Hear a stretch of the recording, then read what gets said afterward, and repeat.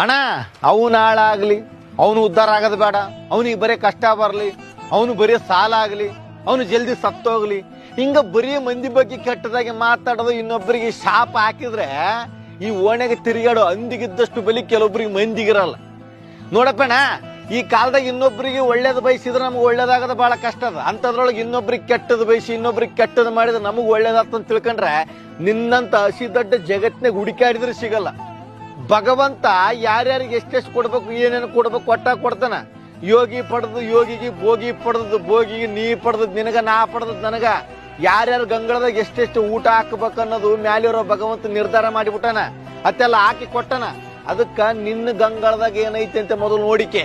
ಇನ್ನೊಬ್ರು ಗಂಗಳದಾಗ ಯಗಣ ಸತ್ತು ಬಿದ್ದೈತಿ, ಮೊಸಳೆ ಸತ್ತು ಬಿದ್ದೈತಿ ಅಂತ ಹುಡುಕಾಡಬೇಡ ಅಣ್ಣ. ನಿನಗೇನು ಕೊಡ್ಬೇಕು ಕೊಡ್ತಾನ. ಇನ್ನೊಬ್ರು ಖುಷಿ ನೋಡಿ, ಇನ್ನೊಬ್ರು ಏಳಿಗೆ ನೋಡಿ, ಇನ್ನೊಬ್ರು ಯಶಸ್ಸು ನೋಡಿ ಉರ್ಕಬೇಡ.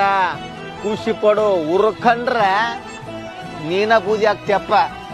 ಹೌದಲ್ಲ ಏನ?